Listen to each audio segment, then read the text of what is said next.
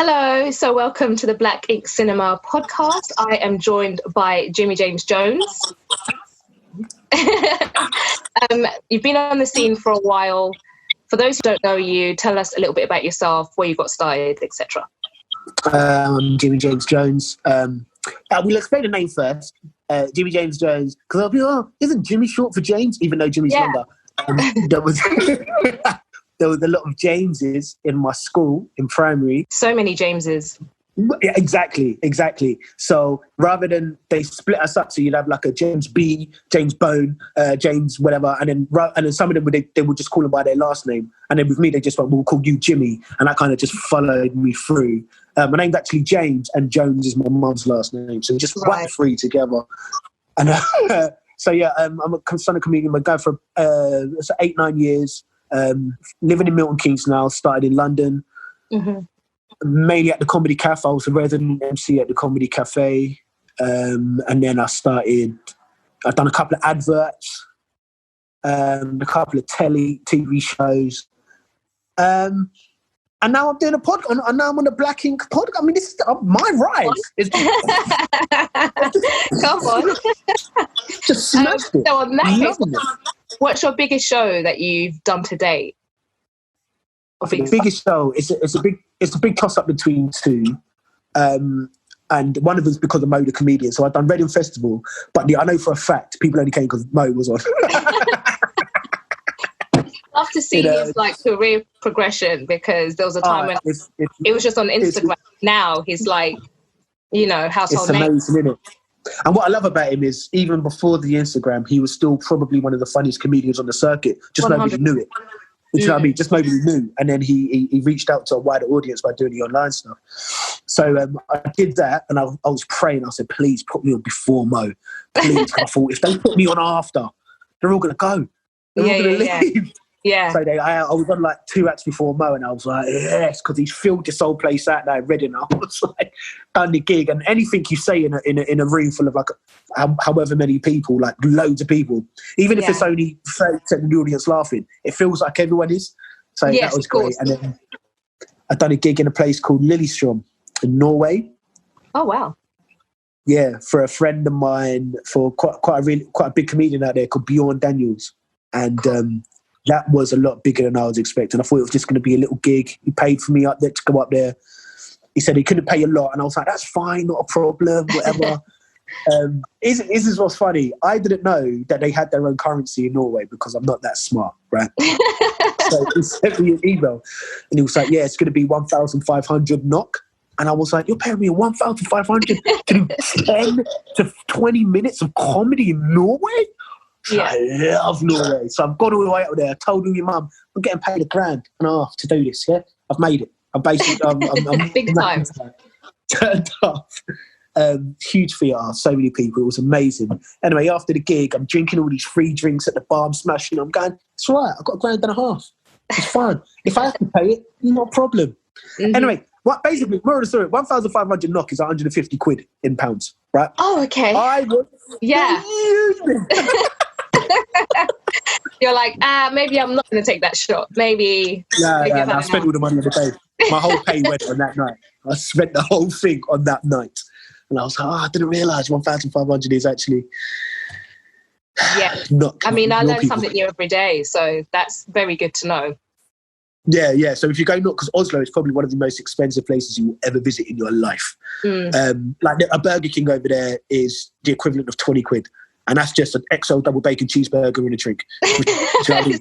I'll pass. It's fine. Yeah, trust. There's no reason to be there. No, it's fine. But I think them two are probably my biggest gigs today. They're just incredible. Awesome. Have you managed to meet any of your heroes? I know you mentioned a few people earlier, but any that stick out? I mentioned a few people earlier, but they were my friends. Yeah. And Russell Brand isn't the hero, but he's pretty cool. Mm-hmm. So, I mean, my hero, I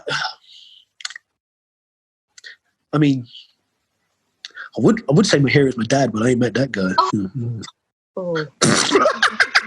Oh, I was just about to go, that's so sweet, and then it just turned very very quickly. my comedy hero would be, I haven't met, like, I think my favourite comedians, one's died, unfortunately, Patrice O'Neill. He's my all-time favourite comedian. If you've not heard of Patrice O'Neill, check him out. If you want raw, like, just material that'll make you go, damn, can you say that? That Patrice O'Neill is probably the greatest comedian I've ever come across, but he died of diabetes, so I'll never get to meet him. But then you've got Jamie Foxx, who is just an all-round entertainer, the stand-up acting. He when he sings, even I'm like, I think I'm gay. He's an amazing singer. It's really unfair to be that talented. Honestly, I'd suck his dick in a second. Not even. With a straight face. You went straight there. Yeah, no, with a straight face. You went there. I'll go back to my wife after. I'll go back to her straight after. Where you been? I just saw Jamie Foxx's dick, and there's not a thing that you could say to me. At least you would tell her. Oh, with my chest. She might give you a high five, to be fair. I'm not leaving. I saw his dick and I'm proud. But yeah, he's probably my comedy hero at the moment, Jamie. And I think just because of his all-round, just because you can do it all. Yeah. He's probably, and I've not met him yet, but hopefully one day, God willing, I will. I really like Kevin Bridges and Mickey Flanagan as well. Sorry? I'm a big fan of Mickey Flanagan and Kevin Bridges as well, who I've not met, but they are my love. I can watch them all day. Hilarious. I mean, you've put it out in the universe, so hopefully it'll come to light, you know? God willing. That's also. I believe in all of that, speaking into the universe. I believe in it. Yeah. Where can people catch you? What's your social media? Where can people follow you, subscribe? I think I've got a YouTube page which I'm still working on. I don't know how the YouTubers do it. I'm still working on that. That's a full-time job there. It's so difficult. I've got the YouTube. Yes. And I'm not that good at social media as it is. I've been quite active on Twitter lately, what with the Black Lives Matter movement and everything else. Yeah. Just arguing with people because I love arguing. See, I find that exhausting. I'm like, if someone says something extremely stupid, I'm like, no, I'm not. I can't even. I don't understand how dumb those words that left your mouth that you typed. It's just, it blows my mind. It blows my mind. The only people I don't argue with are the people that don't have a picture or their name is like 087467889 red or something. And you're just like, dude, I'm not arguing with you. But they'll be like, you're this, you're that. You're not even a real person. So how you can't insult me. You're not even real. Yeah, do you know what I mean? You're an egg. You're not even real. Like, but it's Jimmy James Jones on Twitter, Insta Jimmy James Jones on Instagram, and that's about it. So we asked you to pick a film that resonates with you, that you wanted to talk about, and you picked the classic Friday. How could I not? I mean, I should have seen it. I mean, yeah. Tell me why did you pick Friday? Friday was the first DVD I ever purchased myself. When I was in. I mean, it came out, I think, 96. I can't remember. It came out years ago, but I think as soon as I started getting EMA money, it was when I first got my first EMA in college. I think that was the first movie I ever bought. And I would watch it. I'd watch it before bed. Do you know what I mean? And when college girls come over, I'd watch it with them. When the boys come over, I'd watch it with them. I watched it. I used to be able to speak, like, I will talk along to that whole movie. Yeah. Do you know what I mean? Like the whole thing. And Chris Tucker, that's when I first come across Chris Tucker. Yeah. And then I started buying all the Def Jam DVDs. Yeah. And watching Chris Tucker on there. And at first I was like, he's my favourite comedian. And then I saw him on the Netflix and I was like, wow, you suck. So but Def Jam, oh man. Yeah, so Chris, he that was the first DVD I ever bought. And do you know what I love about it? Friday's like, it's like, it's just perfect, isn't it? It is. I just love how it's had like a cultural impact that people don't even know. They take phrases from the movie, know, by FELICIA and you got knocked the fuck out. And I remember that was like, people used to say that all the time in school. Very mean if you got knocked out. But even now, the resurgence of it, with right of Compton and certain phrases that people don't even realise. No, absolutely. are from there. Absolutely. Like, I reckon when that movie, because I've seen, I'm not trying to bait anyone up, but I've seen drug dealers in ice cream vans. Like it's the perfect getaway. Like that's the undercover. Like that is the one. Like no, I'm just selling ice cream, big man. You know what's funny? I didn't even see anything wrong with that scene. Like when I remember, like it was, that's about right. Like that's how drug dealers move. They're just in plain sight. And so that didn't even like raise any issues and like suspicions or nothing. Yeah. No, that's normal. Doesn't your ice cream eat drugs at the same time or no? Okay.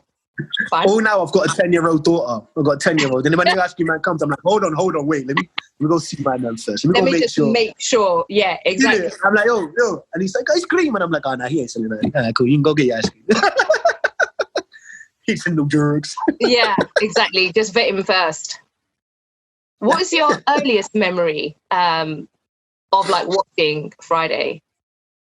Oh man, me and my brother. I got an older brother, 3 years older than me, and I remember coming home with it, and he was like, "Oh, well, you know about Friday?" And I said, "Nothing. I've heard it's amazing. I really want to watch it." And it was like, "Cool. Wait for mum to go to bed because we only had one video player in the house." Of course, it's fine. Sorry. No, saying of course it's fine. You have to wait for him to go to bed because we've got and it was on a Sunday, and I remember I'm sitting there. It's like early afternoon, just come back from church, and I'm like, "Yo, Mike, we need to watch this Friday." I'm like proper excited. He's like, "Go to stick it on," and my mum's like, "Songs on Prince." So I'm like, "Oh God. Man, songs to praise." So we got to sit there with songs to praise, and I was singing along, and I'm like, "Mum, we went to church this morning, or what's going on? I don't really understand." Anyway, we sit there, we do that, and then she's like, "Yo, we got to eat," and I'm like, "Yo, Mum, I just want to." Do you know what I mean? Like she's trying to delay, she's delaying it hard, and then it hits about 8:30, and I'm like, right. She's like, go to bed. I'm like, nah, big man, nah. Big man. I'm 16 now, you know. You go to bed. I'm gonna stay up. I'm a big man now, you know. I'm all right. I get EMS. Oh, money. EMS. And we sat there and we watched it. I remember Michael just like telling me different references. Like the drug references, like the weed. I've never smoked. I never did any of that. So he's telling me, obviously puffed off. He's trying to explain things, but while he's doing it, I'm telling him, "Yo, sharp, like I can't." Yeah, one of those people. Yeah, like shut your mouth and enjoy the music. Like let's talk about like it on the second. Yeah. Exactly. So, just talking, and I'm like, shh. Let's just watch it. That's my earliest memory. And then we had to keep kicking my sister out because she's a year younger. "Oh, Jen," I'm like, "No, watch this. You're not allowed. Just the man them. It's just the boys. Fred. You know, you don't know if, the first time, I don't know if there's a sex scene going to pop up and stuff like that. So I'm like, that song, you need to, oh, no, the devil. So that's the earliest memory. Have you been that sister? Yeah, I've been the sister, my brother. Yeah, my older brother. I mean, to be fair, because my older sister was there, I kind of just clung onto her, and then by default was allowed to watch it. I mean, there's a lot of stuff I shouldn't have watched in hindsight, but this is life. This is life. You know what I mean? It's done now. It's done. Yes, done. The damage has been done. It's too late. So how has Friday affected your career, your work? When I first started comedy, I wanted to literally, I would watch a Friday and then I'd go and watch Chris Tucker and Def Jam. Oh wow! If I had any videos of my earliest, like I was telling Adam earlier, big up Adam by the way. I was telling Adam earlier that I used that when I first started, I used to do a lot of miming. I think I've got one of the videos on my Instagram, one of my earliest shows. Yeah, from 2011 at a Black History Month gig, and it used to be a lot of miming, a lot of like there were no actual jokes, just going on stage. Do you remember when this happened? And I play music. Have you ever done this? And you should check it out after this, by the way. Just going to throw that out there. I will. I mean, I had a little look on your Instagram, and I think you've got your hidden talents. I saw you belting out a bit of Boys to Men there. So, I mean, I'm just saying, if comedy doesn't work, you've always got singing. So that's Thank there. You so much. Thank you. They're my favourite. Thank you so much. My favourite people. Thank you. I thank you for instilling that confidence. And when I start singing on stage, and people, what's he doing? I'm going to say, listen, Rachel said. Sing with your chest, okay? Do it. Oh, God, I forgot what I was saying there. Yeah, that's it. So I used to watch that. And then I used to not imitate, but I would take the characteristics of Smokey and do that on stage. So say if I'm mid-joke, I'd be like, you know what I mean? Come on, man. Like and so, like the twitches and his characteristics, and down to like him doing a Michael Jackson thing. I'd take little bits that I found funny in Chris Tucker, and I would now go, okay, I'm going to take that, I'm going to use it and do that as well. The only problem is, everybody's seen Friday. Yeah. So then they'll be like, Jimmy, you look and sound a lot like Chris. So, I'm like, really? You're black, you know, there's just so many similarities. I go high pitch. I think the one thing that stayed with me my whole career because of Chris Tucker and the whole Friday is the fact that I do go high pitch. It gets the audience's attention straight away. So as soon as I get on stage, I'll be like, it's Jimmy. And they'll be like, why does he sound like that? And then suddenly it goes really silent. And they're like, someone! And that's off the back of Smokey being like high pitched and eccentric. Do you know what I mean? Like, come on, man, no.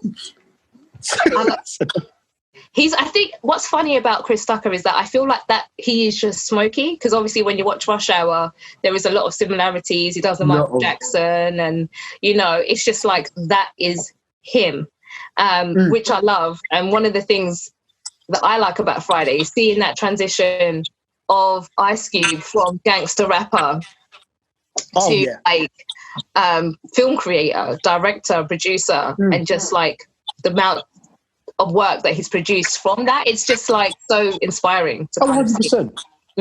He kind of turned from gangster rapper to kind of lovable. Like people are like, oh my God, he's... Yeah. They totally forgot. Like he was out here.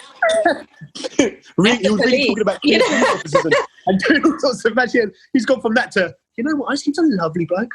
He's really nice. He did. He listened to his dad. He put down the gun and he beat the crap out of Debo. That's a lovely.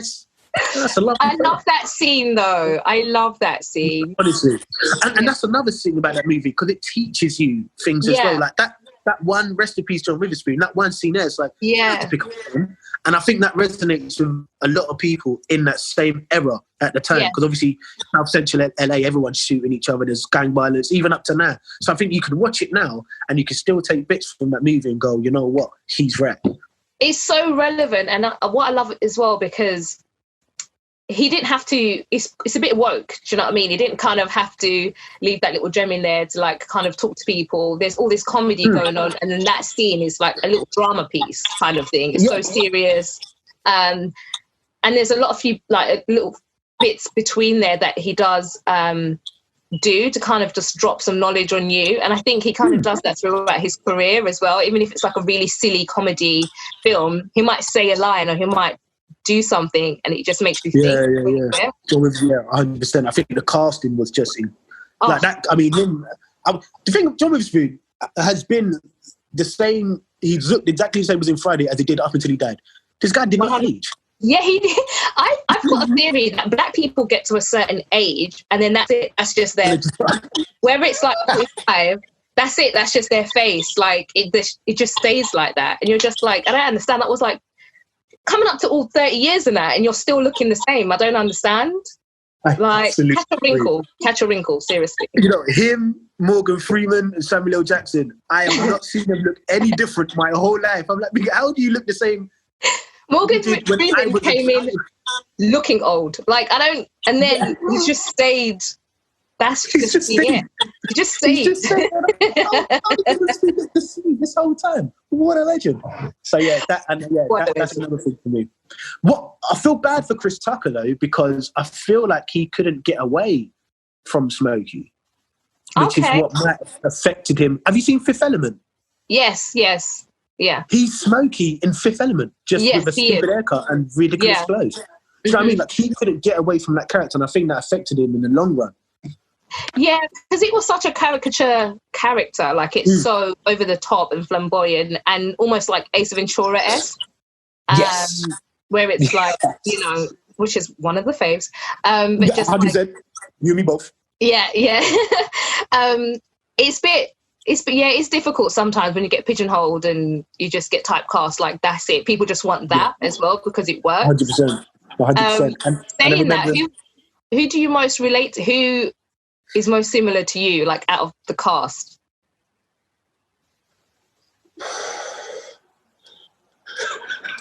The midget.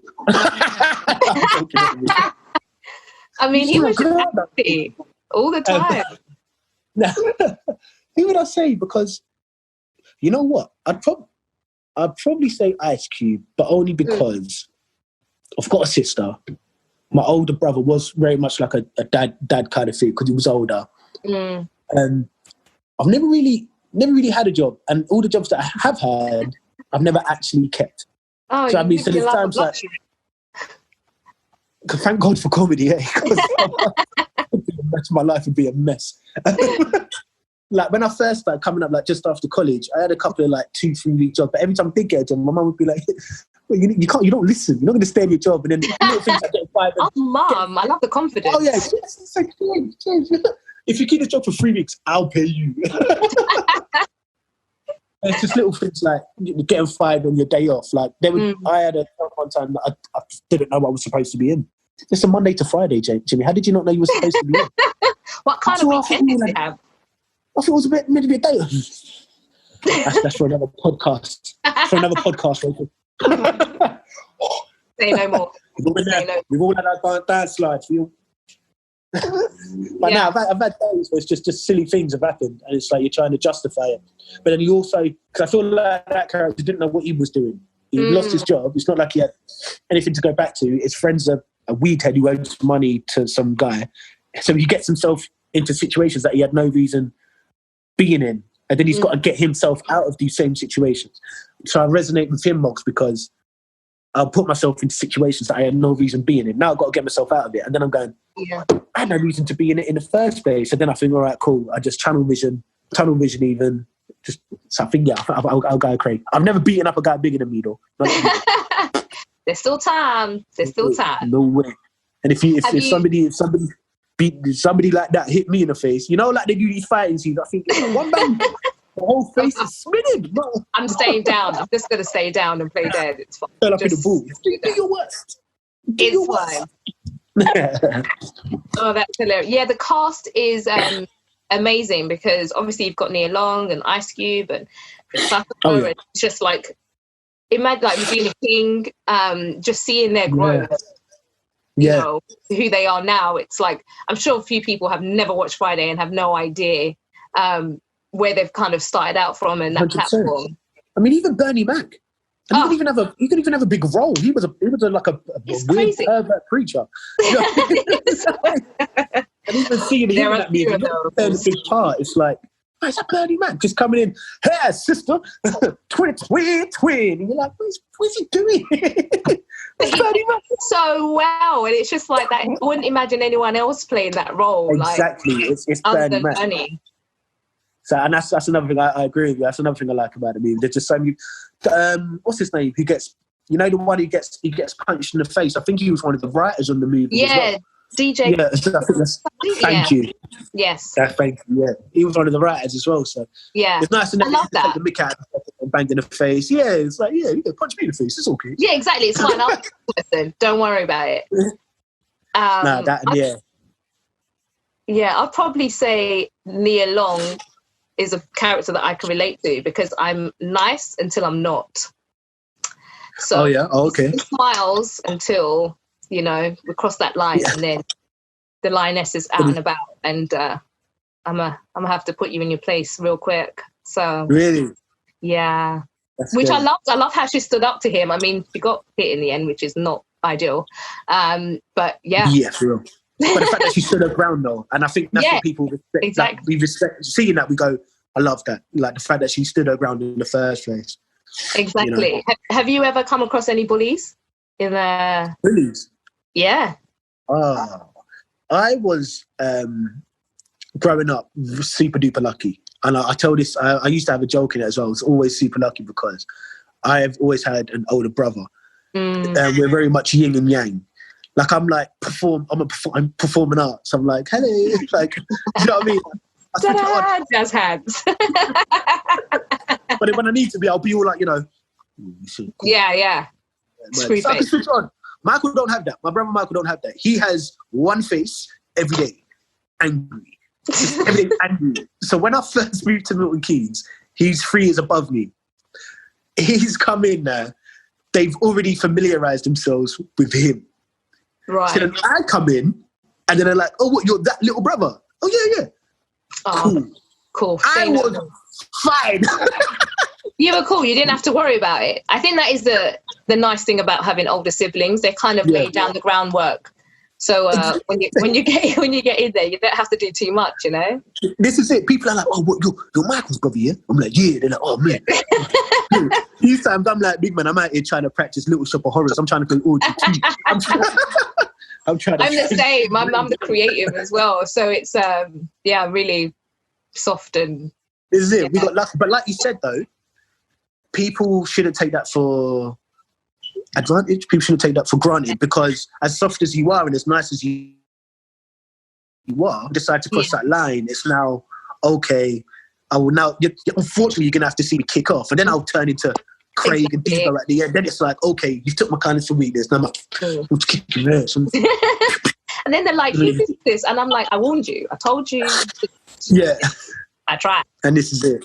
So it's the same thing. Very much the same case. That's funny. So as I noticed that this was probably one of the earliest black stoner films that's about, because there's not that many, or there weren't that many. It's more of a white genre. Quite young white kids kind of look cool smoking weed, whereas black people smoking weed, it's like, it's a rite of passage kind of thing. Absolutely. Have you ever watched it high?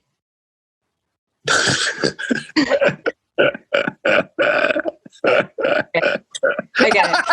Say no more. It's calm. It's all right. I got you. It's all right. You have to. I got you. But only like two years ago, maybe. So you don't need to explain yourself to me. I hear you. It's fine. Just the one time. Spend the whole time coffee. Yeah. I mean, I might have to. It's on my bucket list because I feel like that's... No, honestly, it'll be tears, because the most minor thing is funny. When you watch that, it'll be tears throughout the whole thing of laughter. I'm not encouraging it. I'm saying if you're going to do it, just do it one time on Friday. Put it down. Yeah. I ain't got that free pools. I don't even do that stuff. Well, don't do drugs, kids. I love you. Jesus is my friend. Love Jesus. Of course. Amen. Have you got any favourite lines? I mean, there's so many to pick from. When he's in the fridge right at the start of the movie. Whenever I come in the kitchen, you eat up all the food. All the egg. What is it? Pig. I want pig. I like pig. And he goes to put the milk. You better eat that. Put some water. Honestly, watching that, there's so many... I feel like that's all black parents say. Like, just complain. As soon as you open the fridge, it's like this... What are you doing? Why are you eating? And it's like, I need substance. I'm hungry. And then the mum's making up her own food. He's like, right, yeah, cool. And she's like, well, where's mine? For you. I made this for me. She's like, you got 2 legs. You got 2 hands. Use them. That's probably my favourite line. I think that whole sequence is one of my favourite parts of the movie. But when he's in the kitchen eating the grapes, he's just eat up all the food, all the eggnog, all the pig food.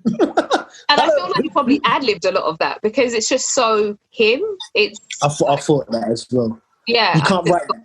No, you can't write that. You just got to let them be naturally funny. Because he was a great stand-up comedian as well. Yeah. So he's probably just gone, is that what we got to do? And he's just gone with it. And boom, magic. I reckon half that movie was ad-libbed, I reckon as well. Yeah.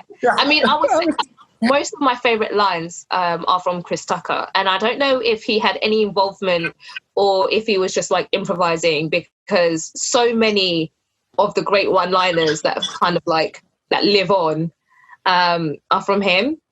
Yeah, true. You got knocked the fuck out. I mean, by Felicia's Ice Cube, but the fact that that's still now, that's still a thing now.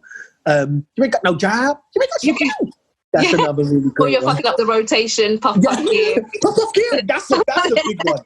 That's a big one. That is like, you know, I'm not even a weed smoker, and I would still say that. Do you know what I mean? It's like one of those things when you're young, you just stuck in your head. Yeah.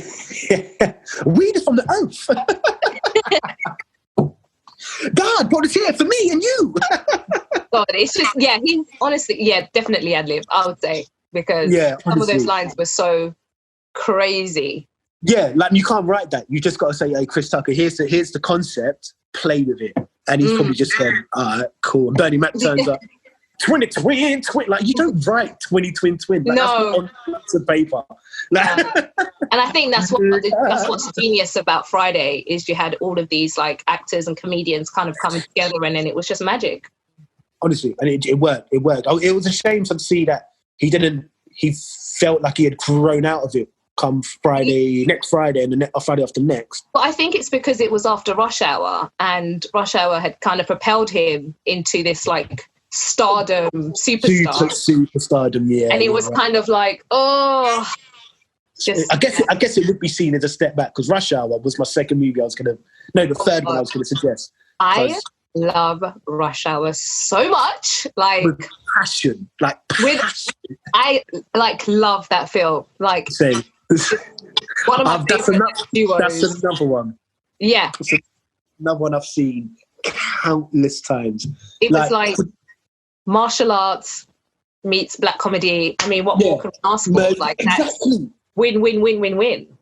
Especially as a black guy, for something like my brother, my cousin, all my older uncles, they love kung fu and that. Oh yeah. My older brother as well. Yeah, he did karate and everything. You know what I'm saying? I don't know what black guys and Bruce Lee and them, like, they love it. Street fight, they're like, look, welcome Bruce Lee, yeah? Look, right, you get like, they love it. So you mix that with Chris Tucker, it's like the perfect marriage for us. Yes, exactly. And I can watch that film till I'm blue in the face, and I'll might even do it tonight. I might throw it on as well. Yeah, 100%. So growing up, did you know a Smokey or in your school? Because I knew a few smokers in school, but they weren't black. They never were.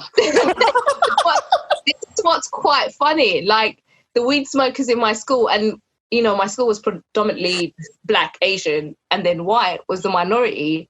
So it speaks volumes, the few white guys that were there that were smoking weed. Yeah. The weed heads in my school were white as well. And you'd always catch them behind the trees at playtime. They'll come into maths and you're like, big man, what is that, Alan? Why do you smell like that?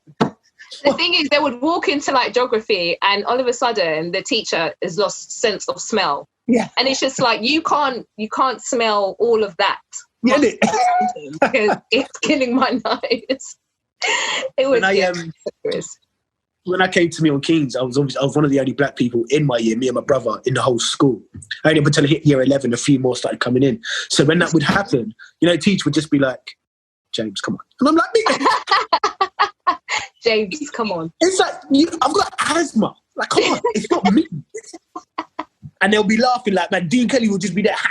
I'm like, man, I've got asthma. I got a blue pump and a brown pump. What am I doing? Yeah, no, it's still you. It's still you. Do you know what I mean? I'll go to run for the bus on the way home and die. What, for weed? That's for me. Look at my man over there. I'm allergic, but yeah, so it would instantly irritate my nose, which is just like, someone said to me, that's tragic. And I was like, why is it tragic? No, that's it. So now there was a lot of Smokies in school, but and you're right. But most of them weren't white. It's quite funny. But I know a few black and white Smokies now. I know. Oh yeah. Now it's different. Now I love the Smokies now. Yeah.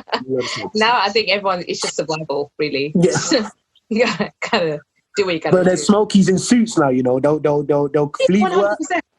leave work in a suit at the bus stop talking about, it's a long day. You know?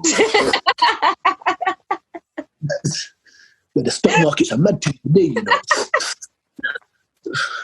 And it's funny because you have the work voice, you know, and then it's after work voice. So exactly. Yeah. She just traded, taking off the tie. This trading thing, yeah? Just doing Superman. Just, yeah. It's true. What did you think about the soundtrack? How important do you think the soundtrack to, like, the music? One of my favorites is Dr. Dre on that. Ring, ding, dong. That one? Such a banger. Yeah, such a banger. Yeah, ring, hit the bells, ringing. Like, just drop that, it gets me hyped. Yeah. I like Mary. I not only found out. I think I must have been about 25, 26 when I found out what Mary Jane was. Oh, I didn't know that the geezer singing about Mary Jane was singing about weed. Yeah, I thought Mary Jane was Mrs.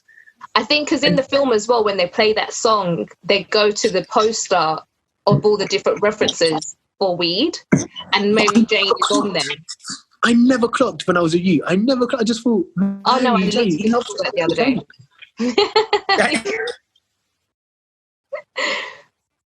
Yeah. The sound it's brilliant. There's so many bangers on there. But what I love about it is you can play it, and then even if you haven't seen Friday, you'll go, "Oh, that's a tune." Yeah, exactly. So you could just listen through and forget that these are the songs from the movie and stuff like that. It's great. I love music. I'm a huge music fan as well. It's a class. Really, really good Sometimes the soundtrack. music can really make or break, like, the feeling of a movie as well. Like, got a sick soundtrack. You end up listening to the soundtrack way after the film and yeah, and stuff like that. So yeah, love it. What did you think about the sequels? What's your thoughts on the sequels? Just okay. I knew you were going to ask this. I like Cat Williams. Oh my God, I think he's so hilarious. He's just naturally funny, but I think everything else was forced. And that's what got to me. Like Terry Crews, who I'm not so much of a fan of anymore these days. Terry Crews represents that extremely slapstick comedy. I'm not a huge fan of slapstick comedy. It works for some people, and some people love it. I support it, but yeah, as a movie, like Friday was not only funny, it was historic. You came away from it with a message. Like it's like okay, maybe he didn't get the girl in the end, but he defended the girl in the end. He won the fight. Bullies don't always win. You come in, it's like that. Yeah, great movie. Next Friday and Friday After Next was just, there's some funny bits, but it's not as iconic. Like it's easily forgettable for me. Yeah. Like I can't really tell you a particular scene from. Yeah, like Michael Blackson in, I think it's Next Friday. The scene with him is hilarious. I can't get jiggy with this shit, but that's the first time I've seen an African man represented on TV like that. Yeah. I never seen it before. So for me, that's why I found that funny. I can't get jiggy with this shit, but then I started thinking, you're taking a piss. Yes. I mean, there's a few things. Yeah, you can. There's a lot of things that were on PC that was kind of allowed. I mean, now you couldn't really do that without. Yeah, do you get what I'm trying to say? Yeah, so I think certain things were allowed. Yeah, but some things like I don't like. They had a party to raise money. Yeah, this is ridiculous. Like it was foolish. Yeah, it's like, come on. And then the whole, and then Friday After Next, you've got the whole, tastes so good, make you want to slap your mama. You got to slap his mum, like, square in the face. It made me laugh. It made me laugh so much. But at the same time, it's like, this is so dumb. It was quite, I think it's just like they had something and they kind of wanted to build upon it. But that's the one thing I hate about sequels and trilogies. It's like, if we're not building upon this, like, let's just. Wrap it. Leave it as the iconic movie that it is. Because there's a lot of talk of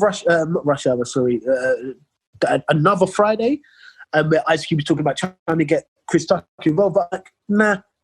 See, I think, and don't get what's his name to do it either. The guy with the thing on his head from Wild 'N Out. What's that kid? He sounds just like Chris Tucker. He sounds, all of his videos, everything about him is Chris Tucker. Yeah. Everything.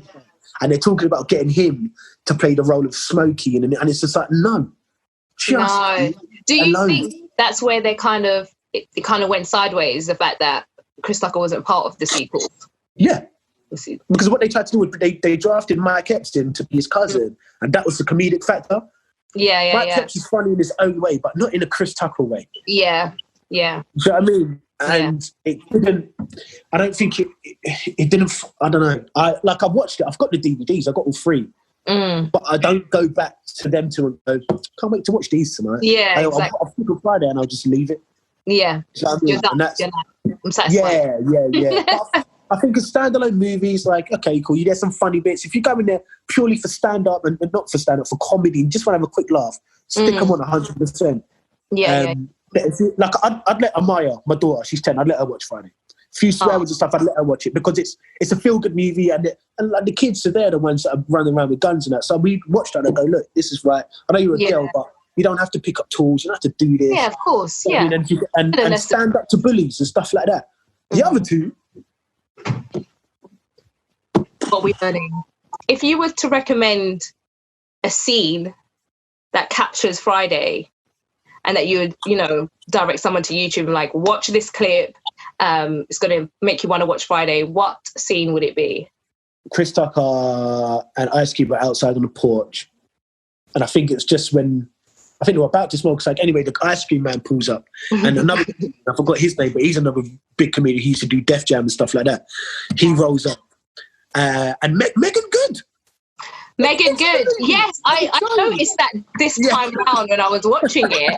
I'd actually never even heard he was in the movie. Like, Ice Cube put on a lot of people. Like, I hope he gets about 10% of everyone's, like, money because he's out here making superstars. 100%. So she turns up and he's like, can I get some ice cream? And he's like, it calls, because I think that gives you the concept of what the movie's about and where the movie's going. And it's a little bit funny when he's counting the money and then he looks up at him and then he flips it around. He's looking to see if he can make $200 and he's like, and he's like, that scene I say, because when you watch that scene, you understand he owes someone money. Yes. He's dragged my man into it. And now watch how that unfolds, basically. Yeah. And that's the scene I would direct them to. For me, it would be any Chris Tucker scene. Hello? Sorry. It would be any Chris Tucker scene because he was just, the part when he's like pooping and the guy's walking past and he's like, stay there. It was like, I was cringing and dying for him. Like, why would you think that that's okay? Like, that's why. In what world, That's absolutely fair enough. For some reason, I forgot about that. But yeah, that's the scene when the geezer's in the store and he tries to slip over. It's like I just. Oh my God! He didn't even try. He was just laying on the ground, like, come on, dude. But I feel that's like funny as well. That references that time. A lot of people were slipping in stores. Oh, of course. Listen, I'll still drop them for if I have to. Listen, if I see a wet floor, no sign. Woo! Yes, Tesco's is mine. or any of his flashbacks as well. When he's telling Craig stories and he's flashback into whatever when the other guy got hit. His flashbacks are always so hilarious. Him in the car, at the back of the car, and he starts when he first starts. It's like, oh, man. And he's in the chicken coop. Absolutely. And that's another thing. I'd tell someone who wants to start smoking weed to watch that and say, don't smoke no weed. And if you're going to do it, go to somebody that you can trust. Exactly. That's a really good don't do drugs campaign, really. Just watch.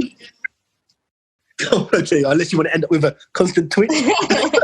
A twitch or owing people money or, Don't smoke weed. Don't sell drugs because you're not going to eat, and don't smoke weed. Don't sell drugs. Yeah.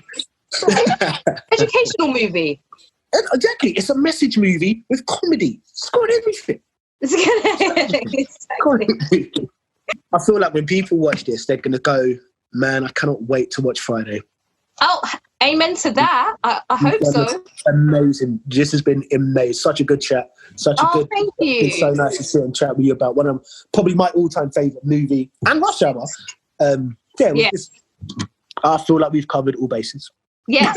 Okay. Well, thank you for your time and thank you for coming on Black Ink Cinema's podcast. Thank you so much for having me here, man. And I hope when we're up and running, you can come down and watch one of these. We'll go again. Rush Hour, we'll do that one next. I'll turn up. I'll fly up. No problem. I'll be there. You just let me know when. It's an absolute pleasure. Thank you. Oh, thank you so much.